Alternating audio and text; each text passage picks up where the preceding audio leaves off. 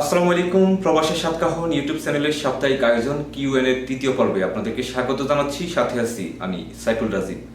প্রিয় বন্ধুরা, তৃতীয় পর্বের জন্য আমরা সর্বোচ্চ প্রশ্ন পেয়েছি আপনাদের কাছ থেকে। আমাদের তিনটি platform Facebook page, Facebook group এবং ইউটিউব চ্যানেলে আপনারা প্রশ্ন রেখেছিলেন 200-রও অধিক। এই প্রশ্নগুলো থেকে যেগুলো খুবই গুরুত্বপূর্ণ সেগুলো নিয়ে আজকের তৃতীয় পর্ব। আপনারা হয়তো অনেকে বলবেন যে আমার প্রশ্নটির উত্তর কেন দেওয়া হলো না বা আমার প্রশ্নটি কেন বললেন না।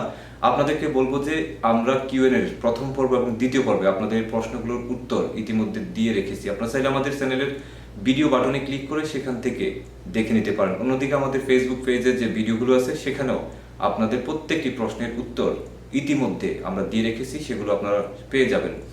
বন্ধুরা, আজকের তৃতীয় পর্বে আমরা 10 থেকে 12টি প্রশ্নের উত্তর দিতে যাচ্ছি। আশা করব ভিডিওটি শেষ পর্যন্ত আমাদের সাথে থাকবেন।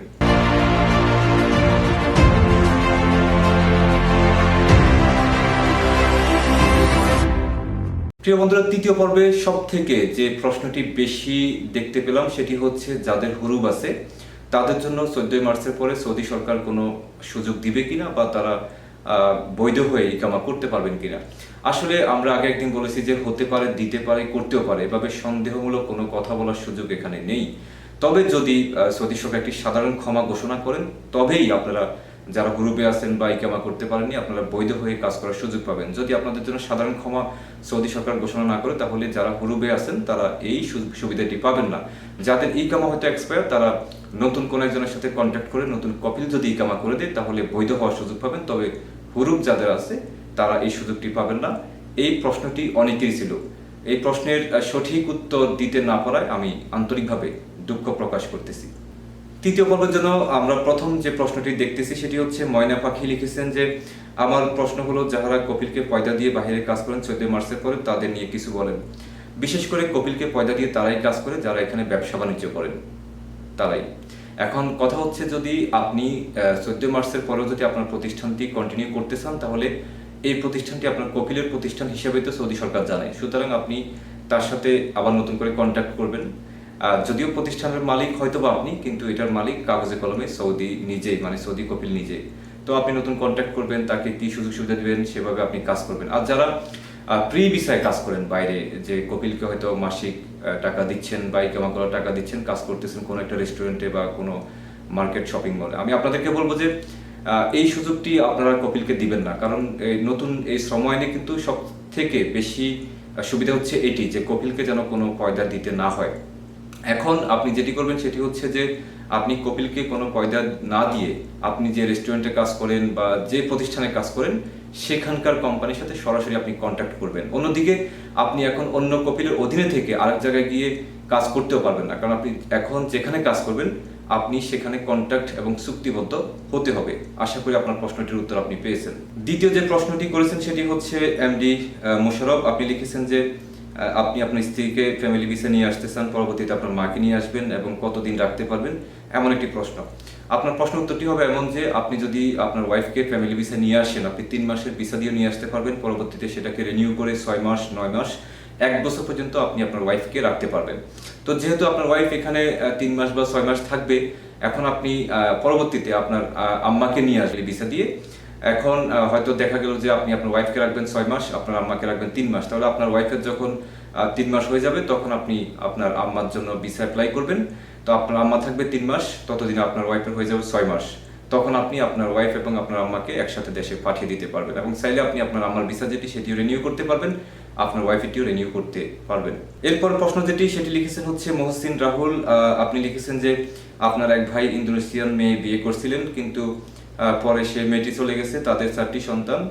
এখন যিনি বিয়ে করছিলেন তিনি 6 মাস ধরে একটি হসপিটালে অসুস্থ, তার কিডনি নষ্ট হয়ে গেছে, এখন বাচ্চাগুলোর কি হবে? আসলে প্রশ্নটির উত্তর একটু জটিল। আমি শুধু এতটুকু আপনাকে জিজ্ঞেস করবো যে আপনার ভাইয়ের ইকামা ঠিক আছে কিনা, তিনি এখানে বৈধ কিনা, বা তার যে 4টি সন্তান তাদের ইকামা হয়েছিল কিনা, তাদের কাগজপত্র ঠিক আছে কিনা।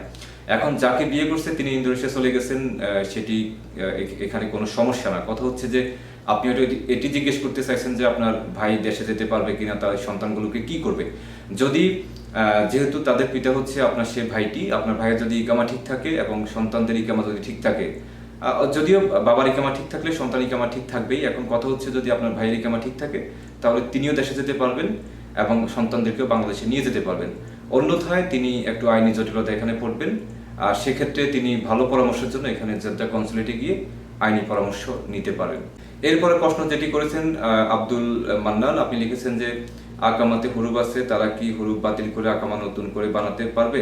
আব্দুল মান্নান, আপনার এই প্রশ্নটির উত্তর কিছুক্ষণ আগে আমি দিয়েছি যে যদি সৌদি সরকার সাধারণ ক্ষমা ঘোষণা করেন তবেই শুধুমাত্র হুরুপ প্রাপ্ত যারা আছেন তারা হুরুপ কাটিয়ে ইকামা করতে পারবেন। যদি সাধারণ ক্ষমা ঘোষণা না করেন তাহলে তারা এটি করতে পারবেন না। এরপরে যে প্রশ্ন সেটি করেছেন হচ্ছে জনি খান, তিনি লিখেছেন যে একটা বিষয় জানতে চাই আপনার কাছে, সাপ্লাই কোম্পানিতে অনেক মানুষের ইকামা করে দেনা। এই প্রশ্নটির উত্তর হচ্ছে এমন যে সাপ্লাই বলতে কোনো শব্দ নেই, যদিও আমরা এটিকে ম্যান পাওয়ার বিজনেস বা অন্যান্যভাবে জানি, তবে এটি একটি কোম্পানি, এটি একটি প্রতিষ্ঠান। সে প্রতিষ্ঠান কোনো একজন সৌদির নামে বা একটা কোম্পানির নামে রেজিস্টার করা।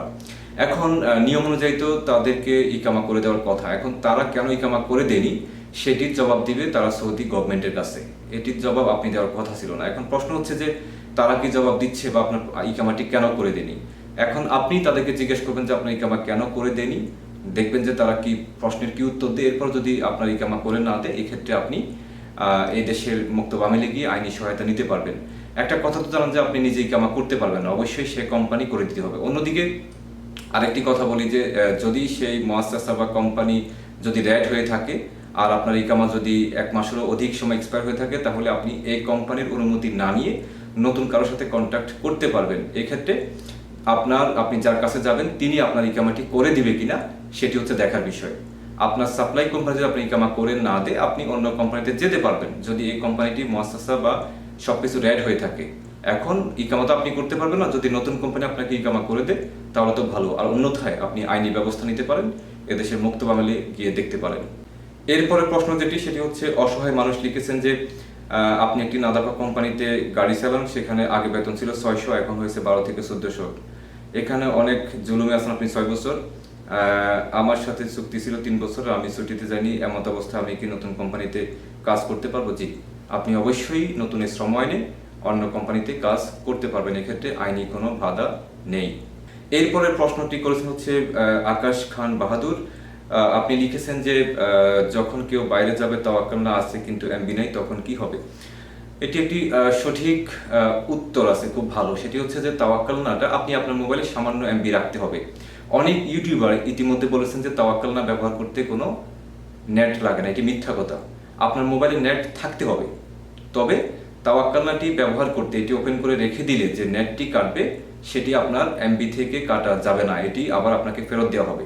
তবে আপনার মোবাইলে অবশ্যই একটু হলো নেট থাকতে হবে, কিন্তু তাওয়াক্কাল না অ্যাপস ব্যবহার করার জন্য যে এমবি খরচ হবে সেগুলো কাটবে না, সেগুলো আপনার মোবাইলে থেকে যাবে। আরেকটি কথা বলি, তাওয়াক্কাল না যদি আপনি হয়তো বাইরে যাচ্ছেন, নেট নেই, সেক্ষেত্রে আপনি যখন নেট থাকে তখন একটি স্ক্রিনশট তুলে রেখে দিতে পারেন, এটিও করতে পারেন। তো অনেকে যে কথাটি বলছেন যে তাওয়াক্কাল না ব্যবহার করতে নেট লাগে না, এটি মিথ্যা কথা। নেট অবশ্যই আপনার মোবাইলে লাগবে, তবে এই তাওয়াক্কাল না যতটুকু নেট খাবে সেগুলো আপনি ফেরত পেয়ে যাবেন। এরপরে প্রশ্নটি করেছেন হচ্ছে জহিরুল ইসলাম, আপনি লিখেছেন যে আপনি সৌদিতে 26 মাস হলো কিন্তু কোম্পানি ইকামা বানায় দেয় নাই আর ঠিকমতো স্যালারিও দেয় না, এখন আপনি কি করবেন?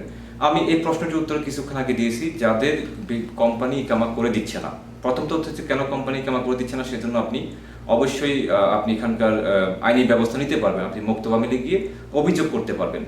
এখন পরবর্তী যেটা হচ্ছে, যদি আপনি অভিযোগ করতে না চান, সেক্ষেত্রে যদি সেই কোম্পানিটি র্যাট হয়ে যায়, মুআসসাসা লাল হয়ে থাকে এবং আপনার ইকামা এক্সপায়ার হলে আপনি অন্য কোথাও গিয়ে অন্য কপিলের কাছে গিয়ে আপনি ইকামা করতে পারবেন, এই সুযোগটি কিন্তু আছে। তবে যদি কোম্পানি র্যাট থাকে, বন্ধ থাকে, যদি কোম্পানি সবকিছু সচল থাকে, তাহলে পারবেন না, আপনার কোম্পানি আপনাকে ইকামা করে দিতে হবে। এখন ইকামা না করলে আপনি তো জোর করে ইকামা করতে পারবেন, সেজন্য আপনি আইনি সহায়তা নেবেন এদেশের মুক্ত আমিলে গিয়ে।